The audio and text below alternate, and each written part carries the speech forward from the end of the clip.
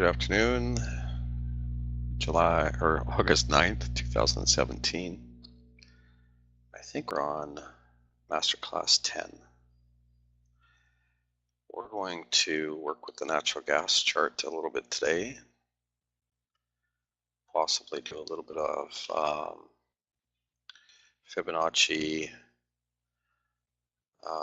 quadrant modeling that turns into algorithmic modeling 101. There are a couple different kinds of algorithmic modeling, well, a number of them. This discipline uses Fibonacci as its primary initial foundation to successfully model patterns that eventually get back tested either manually or by another method, and then other indicators, traditional indicators, can be back tested in the model, and not so traditional indicators can be in there. So for example, our epoch charting has up to 53 that we've used to get there. We don't actually represent 53 on the chart. I think we represent 9.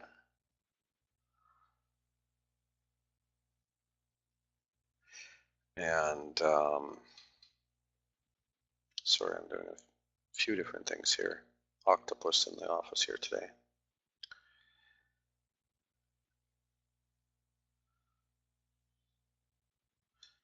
Sorry about the screen. I'll get the screen set up here, guys. It's coming. Whole bunch of people all at once. I'm going to shut down my telephone, DMs, my emails, everything.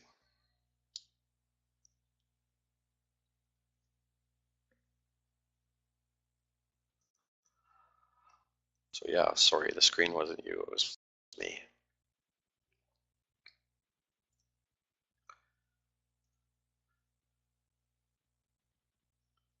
Okay, so I'm just going to bring up natural gas charts. So basically, the other kind of typical algorithmic modeling is, well, there's a number of different kinds. There's high frequency, there's coding that takes advantage of high frequency scenarios in the markets. You'd have to Google it. You could go to our website too, compoundtrading.com, and there's a video there and some links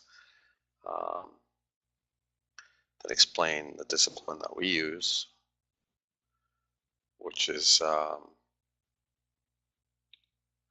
based on conventional charting. I just wrecked one. Let's bring that back up. Fibonacci, conventional Fibonacci. Fibonacci on steroids.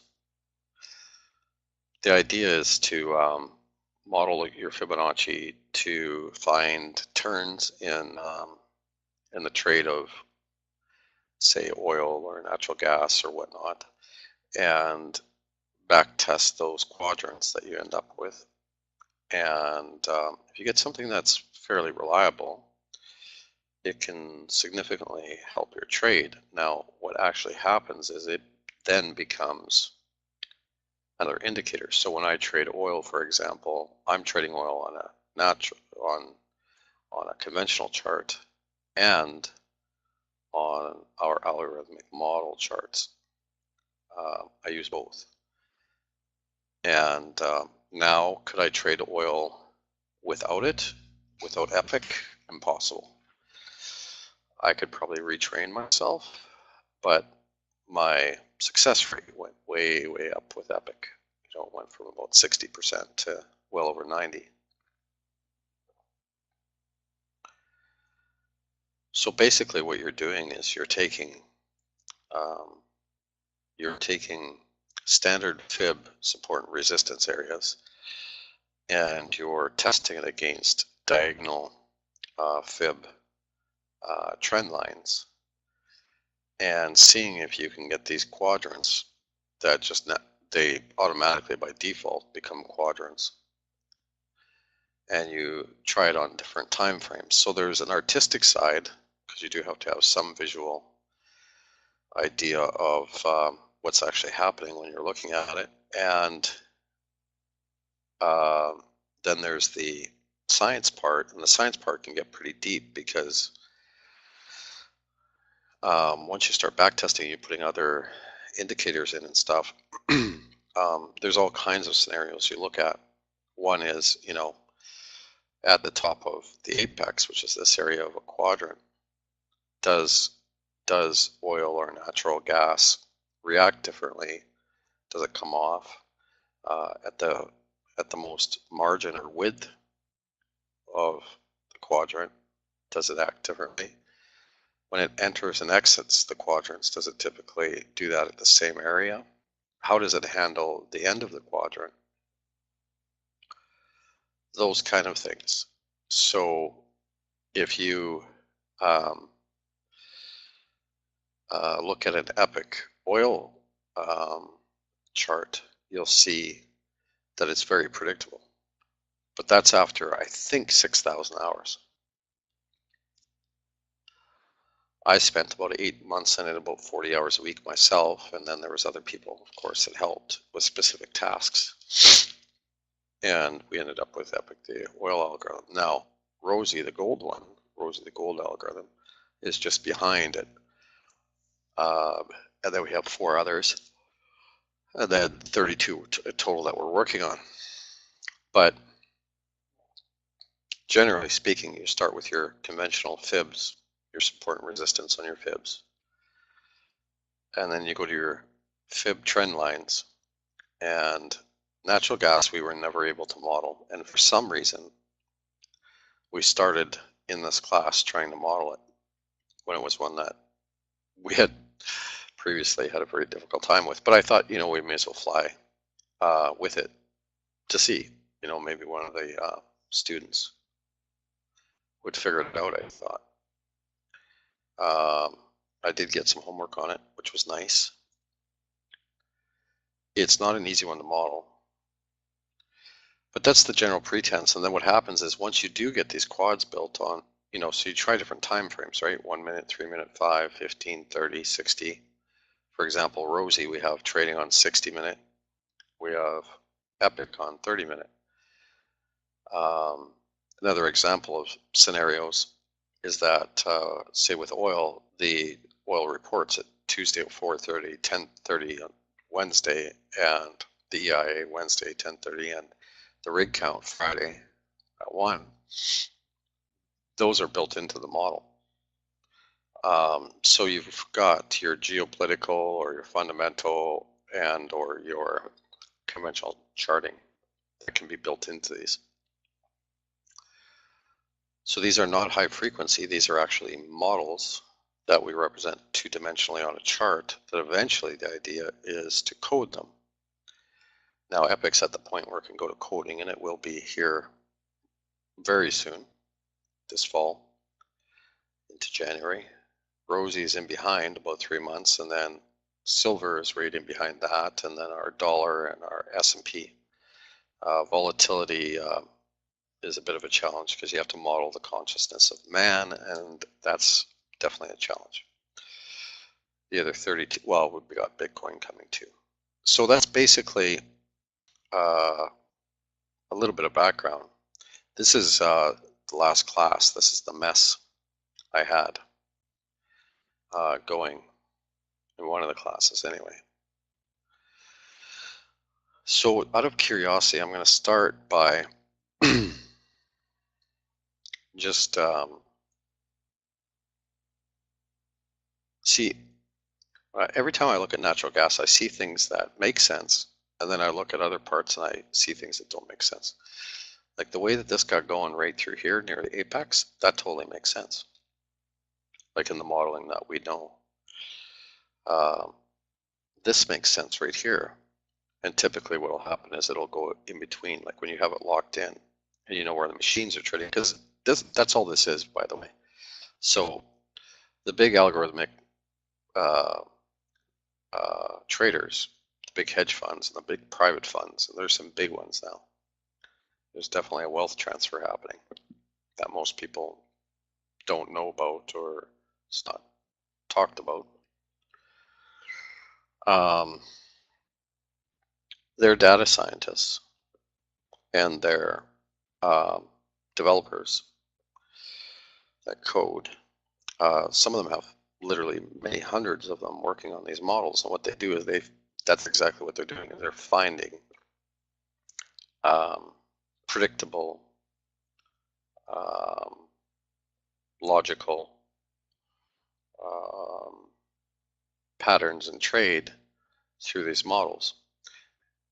Now, Wall Street has used Fibonacci for years, especially that traditional, conventional support and resistance, the horizontal lines, right? It's widely used. So logic says you start there, and sure enough, it works. So if you look at our oil charting, it's spot on. It can't be any more spot on. Oil trades. Like we know where the channels are in advance. We know where the turns are. We, sometimes know the exact price that's coming the next week. Depends on what's happening. But there's things about it that we know that you wouldn't otherwise know, and it gives us a significant advantage. In fact, well, like I said, it took my trading from 60% on oil to high 90% win rate, because I have now an edge that, 0.1% at most of the liquidity, or at least traders have. How much liquidity that represents is probably significantly more, probably closer to, I'd have to venture to say 5% of the trade. I don't know, but it definitely affects trade. So then what happens is it the actual model and the fact that there's so much liquidity trading the model that causes it to be so predictable, like our oil algorithm? And does that end in the end of price discovery, or is that the other way around, and that it's just the natural way that it trades? Because Fibonacci, if you research Fibonacci math, it represents natural order, right? Everything that's natural has Fibonacci math attached to it. So that's a debate. But I would argue that the fact that so much liquidity is using these models now, that they're becoming more predictable, like oil, because of the amount of trade in them.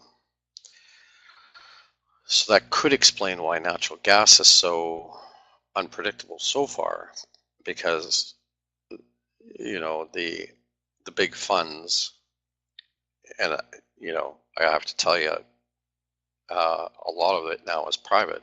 These private funds, they know if something's predictable, and oil is very predictable, the model. So where are they going to focus? They're going to focus where they win, right? But anyway, let's take a look at this one really quick and see, and then we'll look at some homework. That wasn't what I wanted. Now, when you send me your homework on the models, if you could send me the link to the chart, that would be great. A lot of people sent me screenshots, and the problem with screenshots is I can't really work with it. Like I can kind of look at it and go, it kind of looks okay, but if I have the link, then I can go into your work and I can clone it like I am right now and play with different time frequencies, time zones, time frames. That's the word I'm looking for, phrase. And now, when you're doing this, none of this is about being perfect. Like you'll see my models will be just, a collision of mess. And then once you get it locked down, then you worry about it looking perfect.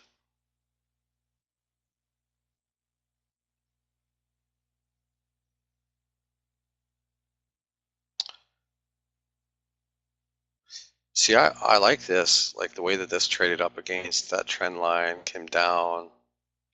I like how, it's right near the apex and boom, it flies through. The apex areas should be volatile. Like when you have the model locked down, the wider the width, the more margin in the quadrant, the more volatile trade on average should be as it travels through quadrants, because the machines are programmed to trade aggressively in there because they get the most margin. In here, at the end of your quadrant, which we call the end of a time cycle, as far as algorithmic modeling and this discipline, and it starts banging in between here, the machines get tighter and tighter and tighter in here, but the more predictable it is, the more it does it, the more the machines are in, is another thing. And then your midline, this line here, which will always be gray, well, if you model based on the same indicators I am, the same way, is important for support and resistance too. So it should respond to that as support and resistance. And the more it responds to it as support resistance, you should represent that on your model. So you have to go back 60 months and see. We represent it with thicker lines.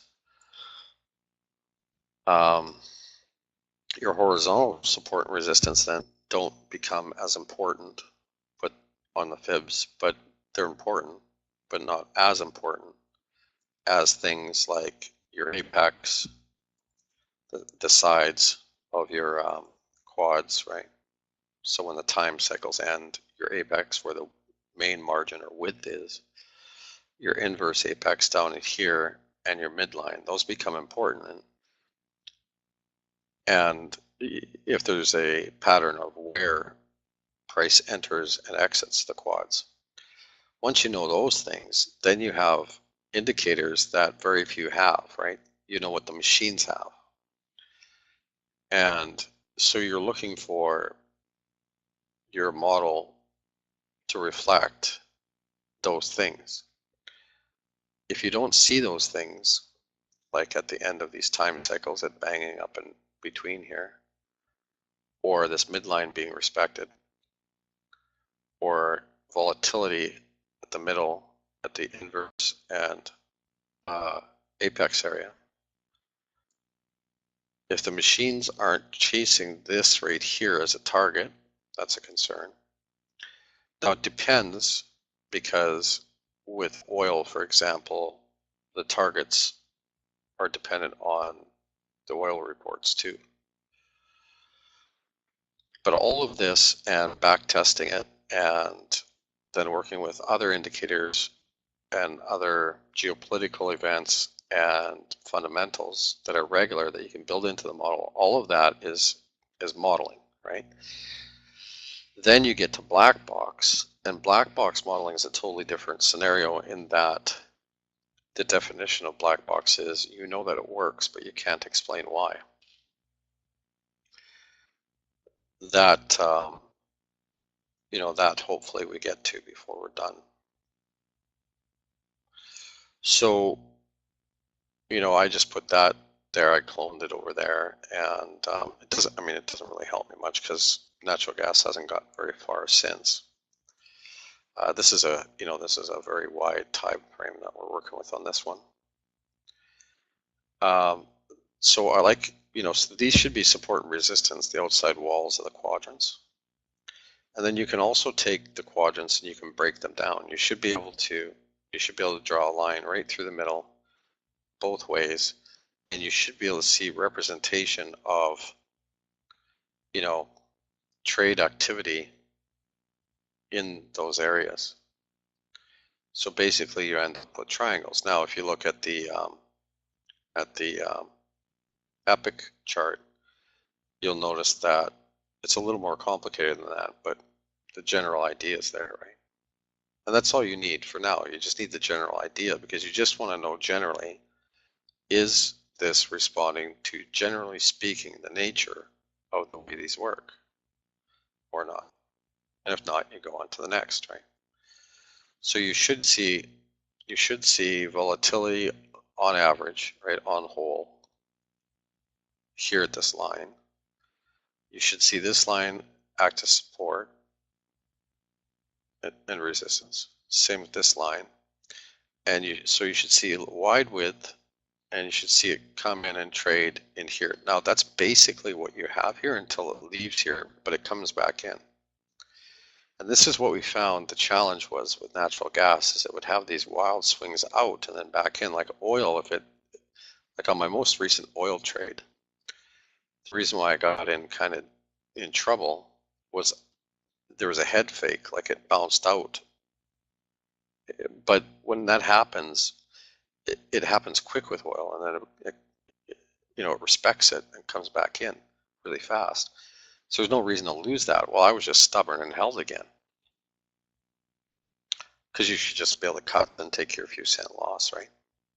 So here I am, averaging down and scaling in because I understand the model, and of course I get out fine. But my sizing is big in oil. In comparison to my day trades and swing trades, it's massive. So it's tense, being 6 cents off or 10 cents off. Now I always enter on tenths or fifths or even 20ths and let it confirm. But when you're averaging down and you're getting into 5/10ths, you're getting pretty tense. So that's what you're watching for. Now, once you get into the next quad here, you see when this came up, it touched mid quad, because there'd be another quad here. It's just the line isn't drawn. So that makes sense. But it's really not good that that's there.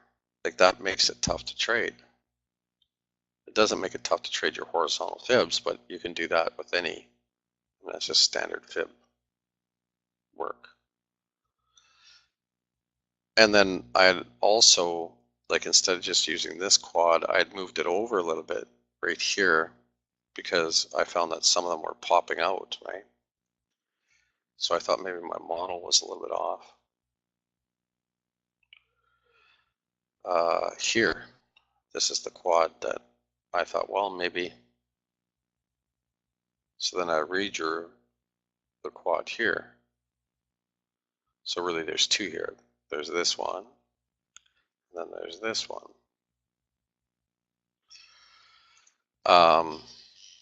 The problem is that when you take the second one that I drew that has the white lines and you start putting it on different parts of the charting, it doesn't completely line up. Now, I didn't do a whole bunch of them because I'm limited for time. I can't be modeling this right now. I mean, I can do it in class here, but that didn't really work because it popped out here. See how it's fairly consistent that happens. But this isn't so bad. You see how it bounces in between here? Like, that tells me that there's machines in this. And you see, like this, imagine it's like an elastic band. And if it's going back and forth on it like an elastic band, that tells you something too. It's not using it completely as support and resistance, but it's definitely using it like algorithmic modeling is more like magnets, right? Like, that price is going to attract to the mid, to this mid, to this area, to this area, this area, and this area. You just know. So, when you see price going from this midpoint straight vertical, it's chasing this apex. You see how it did that? And that enables an edge that most people don't have. Just as an example. Now, this is really messy. We're going to be reviewing in this series the models that I have done, and you'll see how precise they are. And it will really shock you, especially when you watch them live. Looking at a static chart after the fact is different than watching it live. Watching it live and seeing it bang up and down here 200 times or 400 or 500 times or whatever, and it gets up here and it bangs up against the wall and it keeps banging up against it, and then boom, it falls off. That's a different story, right? So V-Ray right now is one of my watches. I don't have a choice. I got to go take a look. So the point is that just looking at the static charts doesn't help you. So I would encourage anybody that kind of wants to see how they work. You go to YouTube, you watch the EIA reports for Epic, and we have live video on there, and you'll get a feel for what it looks like when these things start bouncing up and down, or trade. Trade is live with it. So let's go look at V-Ray really quick.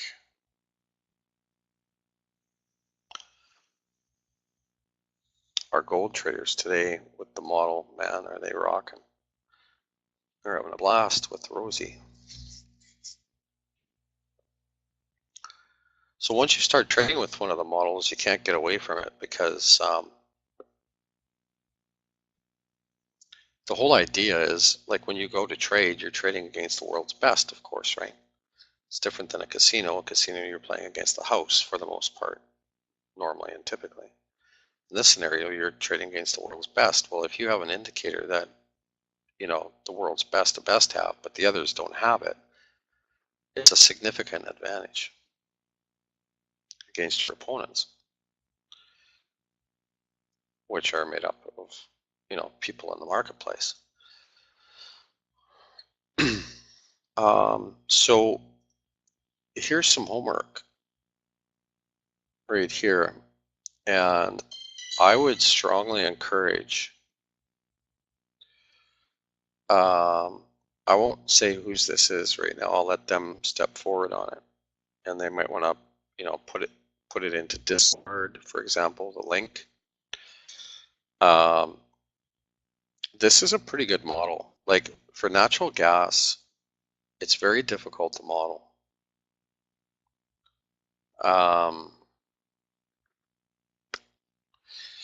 See, if you look at this model, you see how it falls out here, and it falls out here. It falls out over here. The problem with that is, what you want is, you want the model to chase the inverse and the apex. So as far as natural gas is concerned, I don't know if we're going to get there. Now, this is, well, it's unlikely we're going to get there, because we tried it already. But like here, it gets to the apex. There it got to the apex. There it got to the inverse apex. But that's what you're looking for. Once it gets to the end of that time cycle, does it bounce in there? I don't see that in natural gas. I definitely see it in oil, though.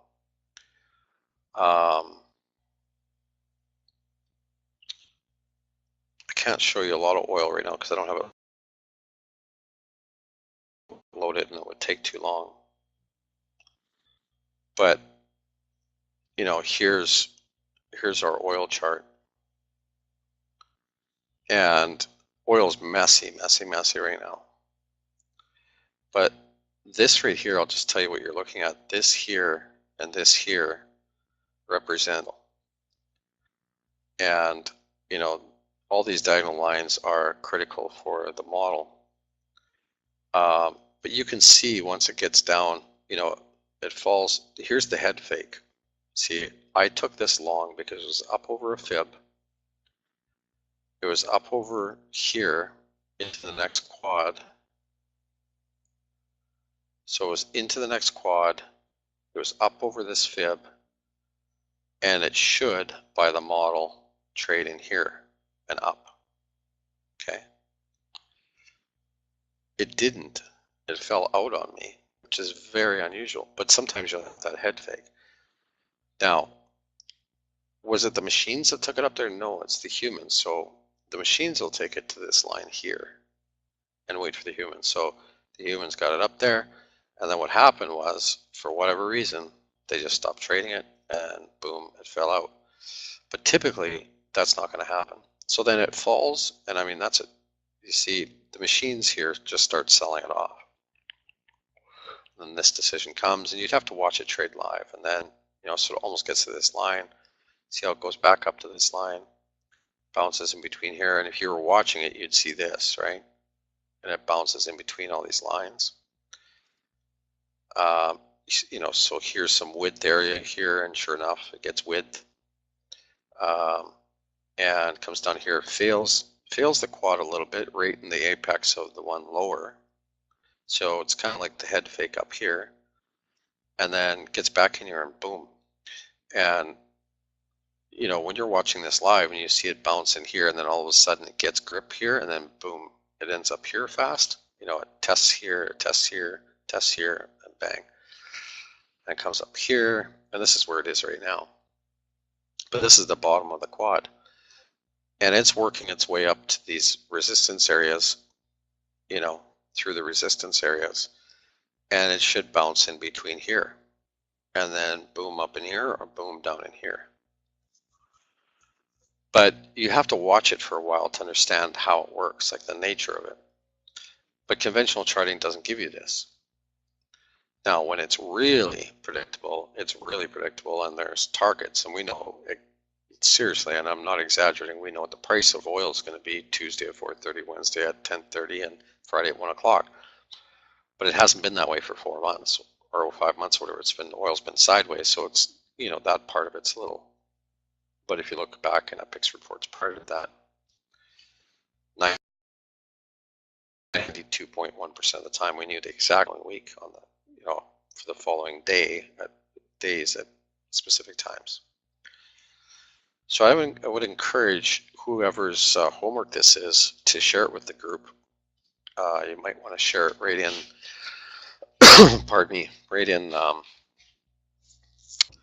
Discord with the link, right? And then others can work on it if you like. Because the majority of people sent me screenshots. And that doesn't help. And I'd also encourage you guys to do that right in Discord together and share links of your homework. We'll work through it. But this is I don't think we're going to get there with natural gas. I don't think it's ready. Now, if my theory is right and others, then this model get more predictable as time goes on because more and more money flow is in the model.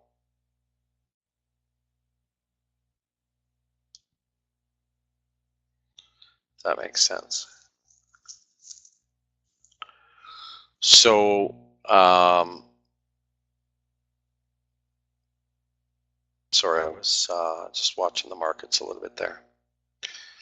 So that's the nature of the models, and today's class is basically that, like, so that you understand what you're looking for in these models. Now, there's some questions, like, for example, here. Here's some good questions. So Chris asked me about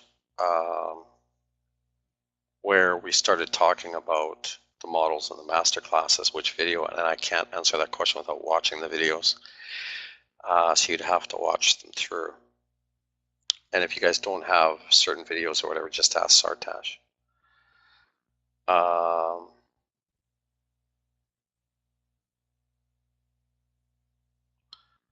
I was wondering, is there a master class where you actually start monitoring fib lines, because I really don't get those inverse apex quadrant things.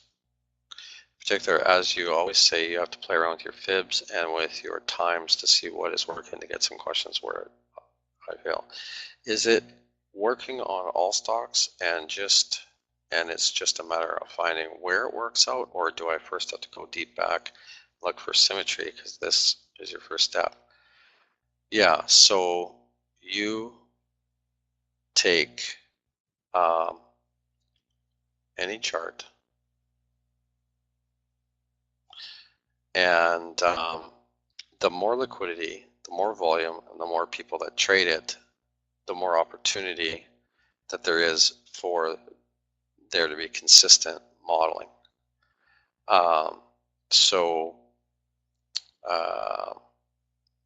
Yeah, that's the best way to explain it. Anomalies aren't in there, right? So if you took something like, and I can do this is fine. I'll show you gold really quick here. because gold, it doesn't have its black box part components. It's, you know, it's still in its early stages. So I'll show you one version of the chart.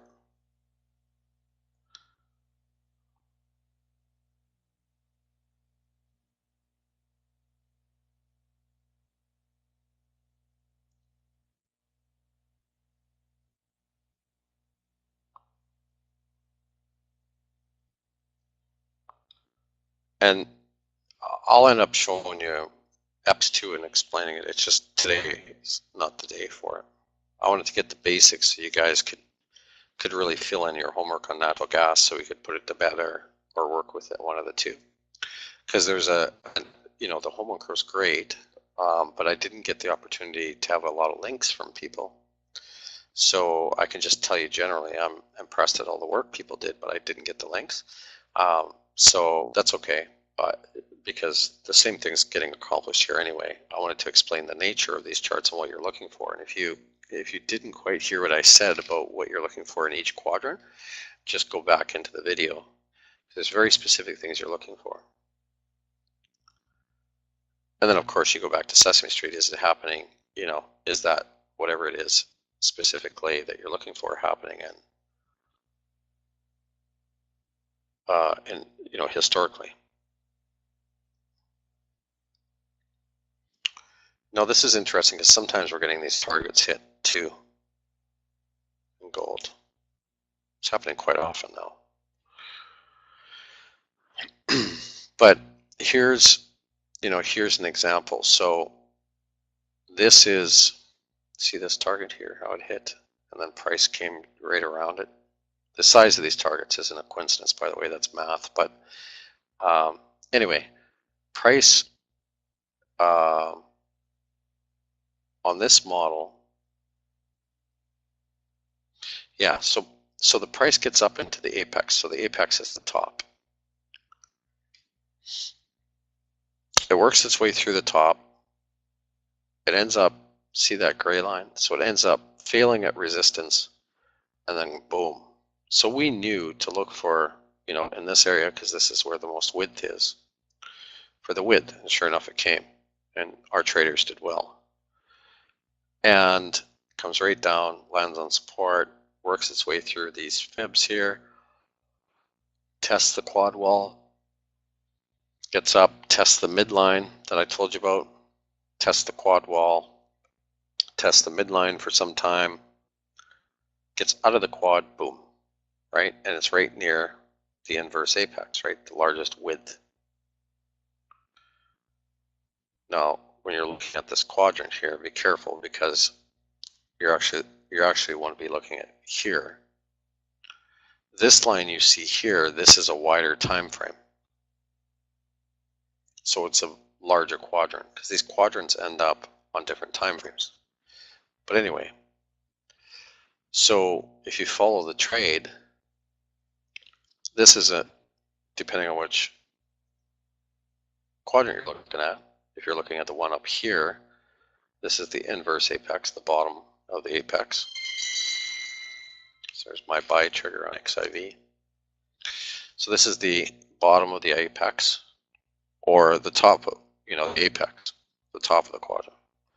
But the point is, this is where the most width is, and look what happens. The width starts, and then right, you know, at the apex or inverse, boom, lots of width. Now, oil missed the targets on that day, because we represent a target in the up channel, and we represent a target in the down channel. There's always two targets. So if it's going up, you know which target to go for. If it's going down, you know which target to go for. But these targets are the 7th most predictable indicator on these charts. They're just kind of for fun, but they can become very predictable. Anyway, so the price of gold comes down, you know, in its largest width. Doesn't quite get to, I mean, it's tanking, right? It doesn't quite get to its midline. Would have been nice to see it get right to the midline, but it didn't. Then it takes off again. But that's because, you know, talk of war, right? And then, you know, it's working its way through the model. You see how it uses the diagonal as support, works its way through. bounces off the quad wall there, working its way through. Now it gets to, so this is the quadrant, but this is the wider frame quadrant. Now if you had seen this live, see, this is what I mean by static versus live. If you had watched this live, it would be a lot more dramatic than what you're seeing there. What it did was it got up, it bounced, it hit it really hard, came off, hit it again a number of times, and when it did finally get through, boom, it ended up here like lightning speed. So that vicious trade through the quads is where a lot of the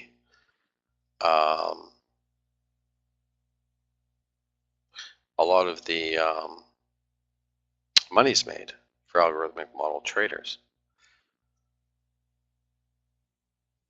Now, if I had time to sit and trade oil or gold with the model, I'd make 10 times what I make, because you want to be able to take advantage of those opportunities. It's just I can't, right? I work 80 to 100 hours a week. I'm in the markets, but just because I'm working in the markets doesn't mean I'm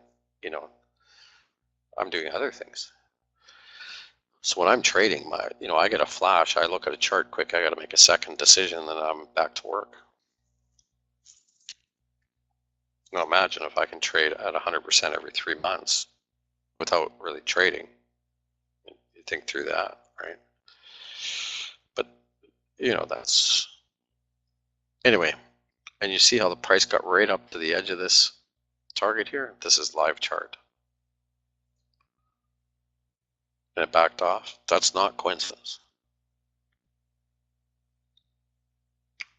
These targets, the size of the targets are math.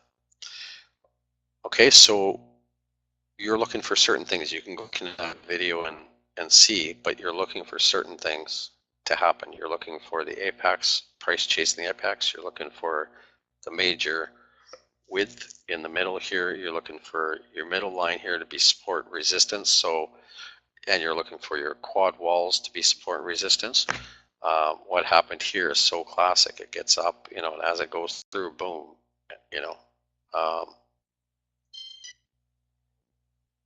it's yeah, it's probably the best way to explain it.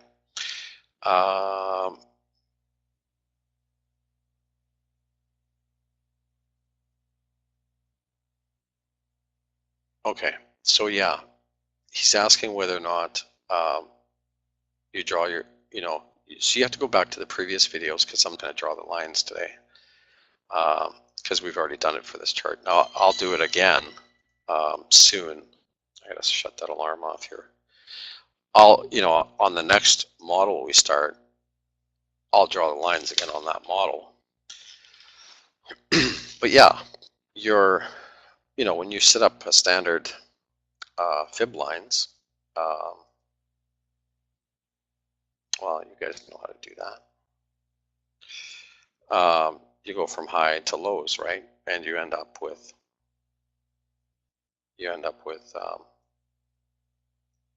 diagonal fibs. Well, yeah,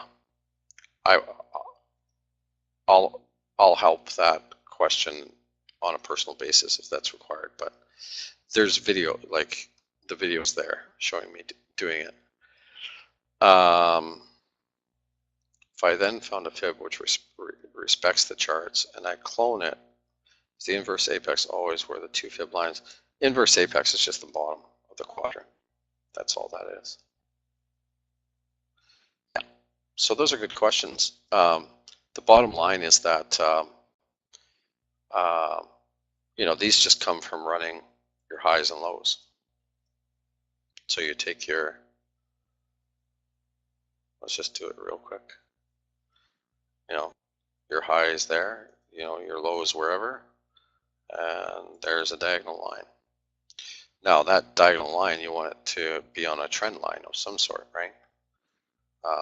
So that's kind of how these come. You'd literally have to go back through the videos. But when you're running your fibs, you should always run your fibs based on your trend, right? So Yeah.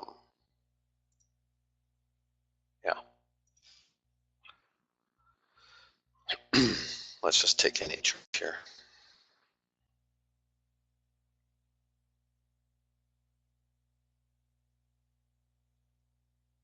Wow, that's aggravating when the internet's so slow.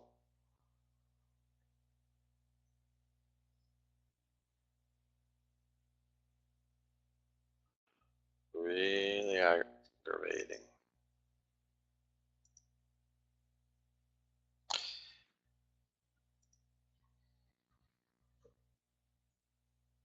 Well, let's take the S&P real quick.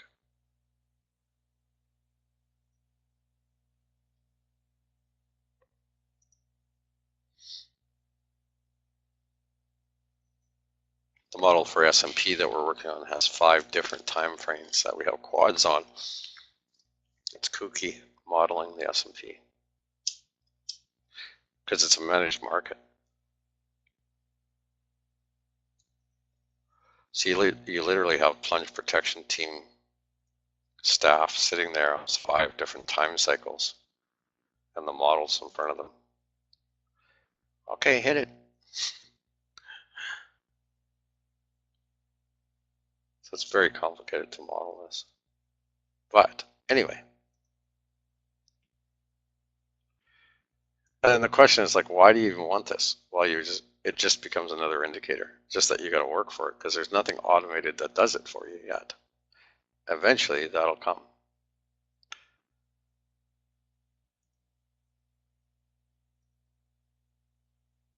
So here's a low.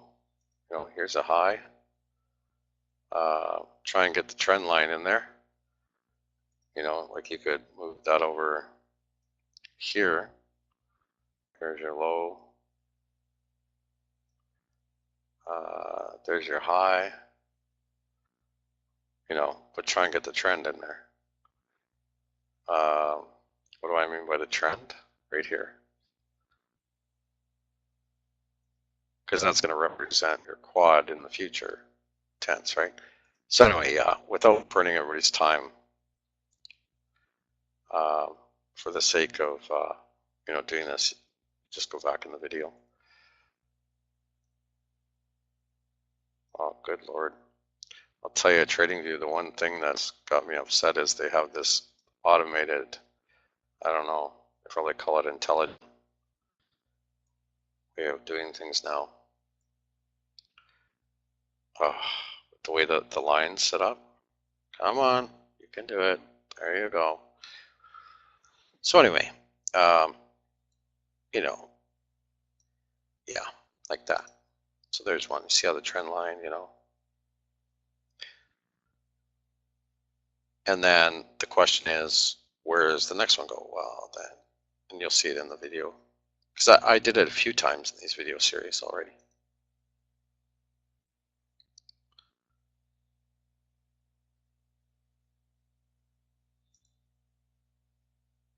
And I've done it on middays. So anyway, it's scattered through our videos. I'm going to do more of that soon anyway, because we're going to do another model. I just want to be able to conclude the natural gas, whether or not it's possible to model it. And I thought, maybe some other eyes would see it, because we were never able to get it. So I'm going to give it till next class tomorrow afternoon.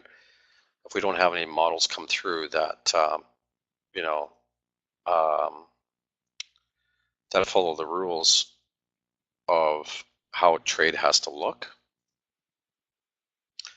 then we'll just drop it and we'll start modeling something else. But the rules of the way trade has to move through these definitely has to be in play. So that's all there is for today's class, because the idea was to get the nature down so you understand what a good model looks like and what it doesn't look like. I would go to Epic's charting, and you find that on the website, right? So you just go to compoundtrading.com and you'll find Epic's reports, old reports, historical reports, and you can see what a very refined model looks like that works. But it follows the rules I explained on this video. And does anybody have any questions about what it's supposed to look like and what we're looking for? Because tomorrow we'll get into, okay, let's build a new model. Once we have established the fact that natural gas just isn't going to work, unless somebody can bring a model for it that does actually follow the rules. We'll continue with natural gas at that point, if that's the case too. Looks like we don't have any questions. If we don't have any questions, I'll give it a minute or two here. Way to go, Trace. Tracy's winning. Our team's winning, period. Good group of winners. You know, it'd be cool is to get all of us in the room at the same time, like, 20 some members, 20 to 30 members in the room at any given time together. Well, that's a lot of people, I guess, if it's a good team working together and they all have good discipline. It'd be nice to, get 120 in there instead of 20 to 30 at any given time.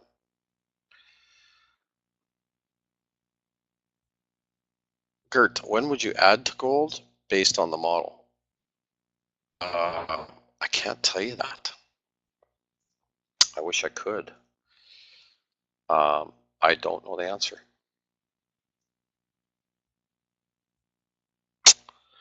Do not.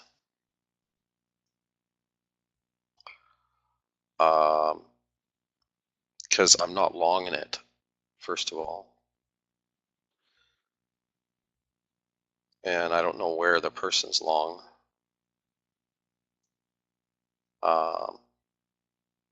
See, right here, if the person got long here where they should have, as it came through, really the place, because this is your inverse apex, right? Price gets up through into the model to resistance, backs off, shoots back up and gets back through this fib. That's where the long should take place. Then an add in here. And then add here, big add here, because it gets up through major resistance here. And then you could add in here, but you're getting tight up against the quad wall. So right here, this is where the person should be exiting or at least trimming, right, significantly, and waiting for this test to complete, because right now you're in a test zone. This is not confirmed either way right now. The battle's on. It looks like it's in the next quad, but it might fail.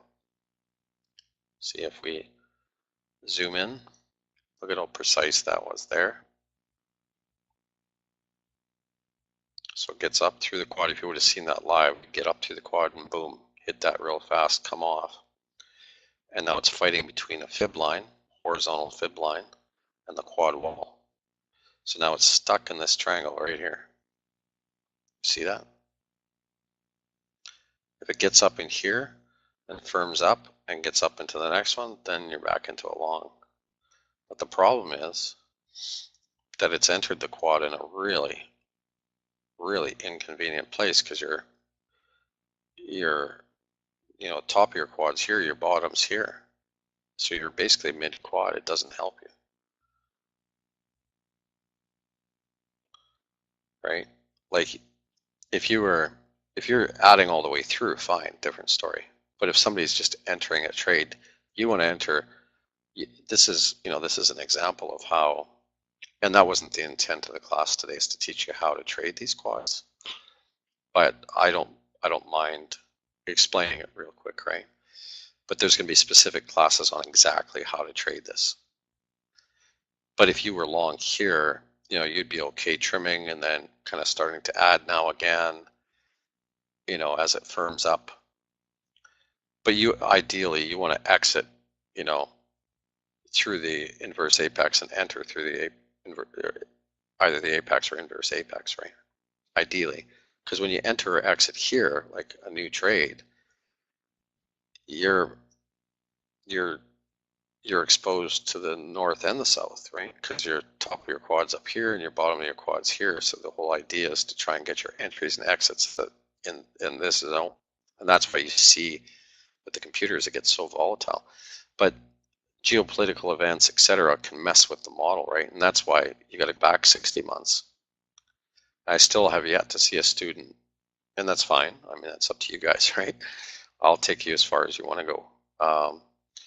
But you can't go the whole distance on this modeling unless you take your model that follows the rules that I explained in this video and then go back 60 months.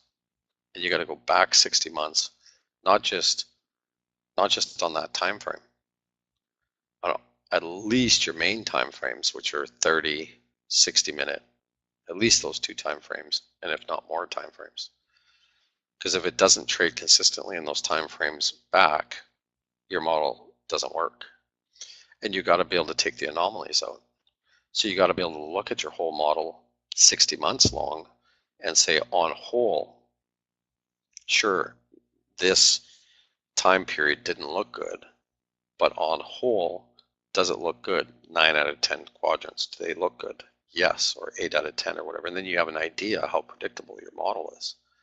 That's why I know how predictable Epic is. Epic is crazy predictable. But you can't have, sometimes the quadrant works and sometimes it doesn't.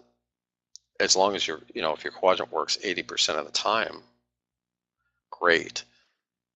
Or the majority, significant 80, 90, 95, 97% of the time, the trade follows those rules that I gave you guys in the video. Then when it's not following the rules, you just don't trade it. And that's the beautiful part about algorithmic modeling, right? That's why I can look at stuff and I can just say, no, I'm not interested, because I know it's out of sync with the model, or I'm interested. It's the same way, like you look at a setup like the 200 MA, I'm interested or not because it respects it. So once you understand how trade respects these, so I hope that helps a little bit. So this is a dangerous place for a new trade, but not a bad place to be, slowly adding as it firms up, for sure. But it has to firm up. And always remember that your midline is always serious resistance and support. So as that trade gets, when trade comes into a quad, now it depends on what you're trading. Oil's got very clearly defined channels, right? Oil's different. And that's why I hesitate to say too much right now. But oil, like if you're in a channel and this is your base support and this is your resistance, it's also got a midline that runs up there, right? And that midline goes this way on oil. And on oil, like when you're trading in between and it's hitting that midline and then it gets up over that midline firms, that's where you can absolutely hit it with like all your force, because now you've got this range here, right? But until it gets up over that midline on oil, for example, on that runway, your range is like halfway. So it's understanding the nature of each one. But I mean, this has been beautiful, the way this is traded through this, especially with the quad walls, hey? So, you're in a pretty cool place here, but be careful with that triangle, boy. And then you gotta, because it's gotta get out of that triangle. See, that's what the machines are trading on, right? And it's not just one, it's this one and two, right? So it's got to firm up out of it. So the machines are saying, okay, while it's in here, that's the range we're trading. Every time it gets up here, the humans have to show the machines that it wants to go further. So then the machines all they do is they just take their decision process and move it to here. And they'll just take it up to here, right? And that's why when you watch this live and the humans confirm and here and the machines take it, just boom. It's just all near instantaneous. And then it'll trade in here. And then once it gets up in here, that's why it's always a process. But as it's trading up, it might hit stops, right? and then your big decision. So then it'll be trading it here. So hopefully this helps a bit. And then this is your big one here, right? Because this is the midline of the quad. And then you're in here next. And then let's say you get up here and now you're, past this time frame of this line here. Then what's going to happen is it's going to trade, then it opens wide up. And that's part of the reason for the, like for example with Epic, like you can tell very easily on the chart where your big ranges can come in, right? Because you get more zone to work in, more wide open prairie, we call it. So right now, literally the machines are just waiting for the humans to say, okay, let's go.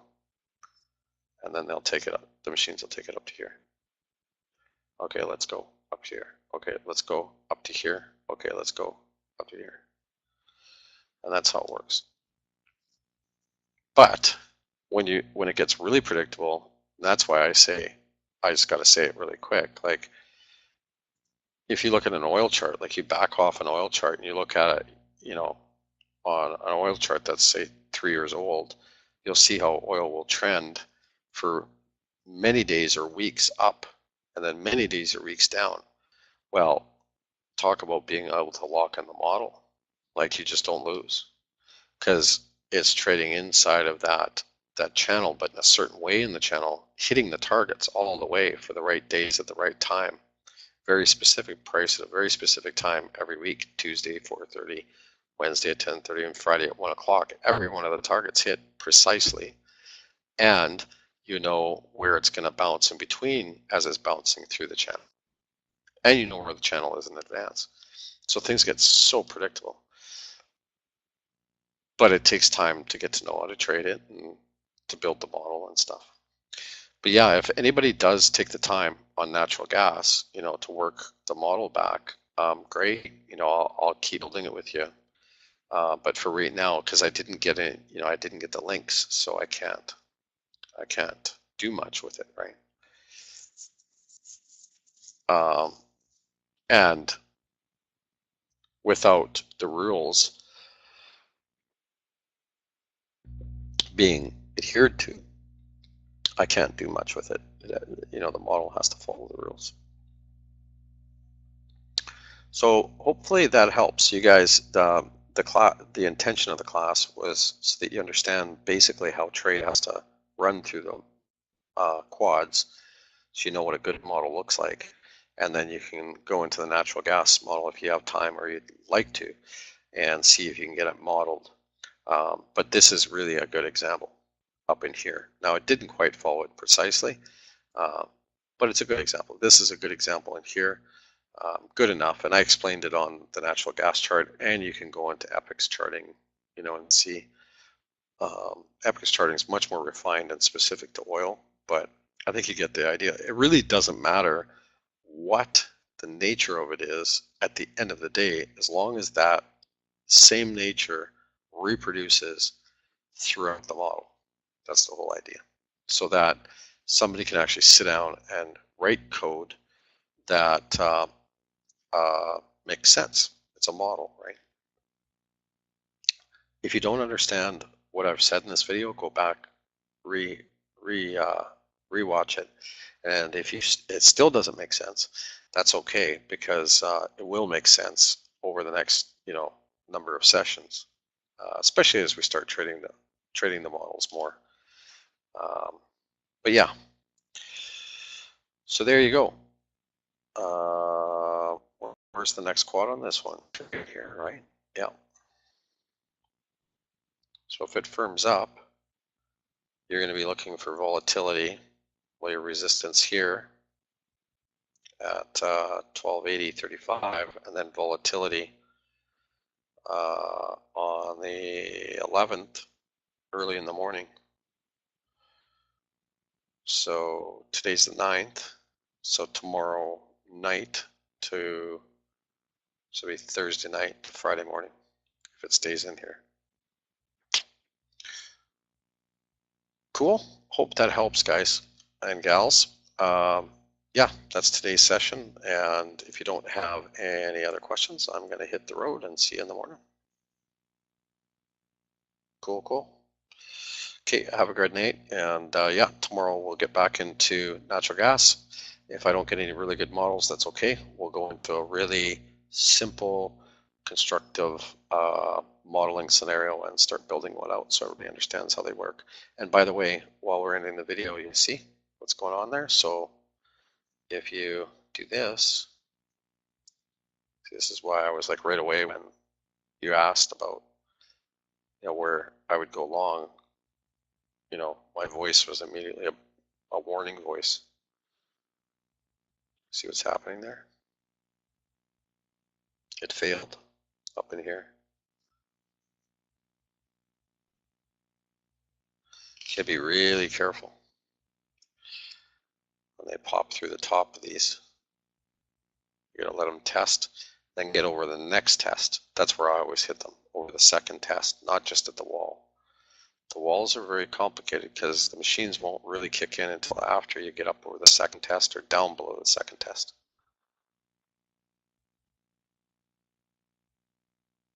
A reconfirmation. Confirmed. Okay, super. Have a great night, guys. Talk to you later.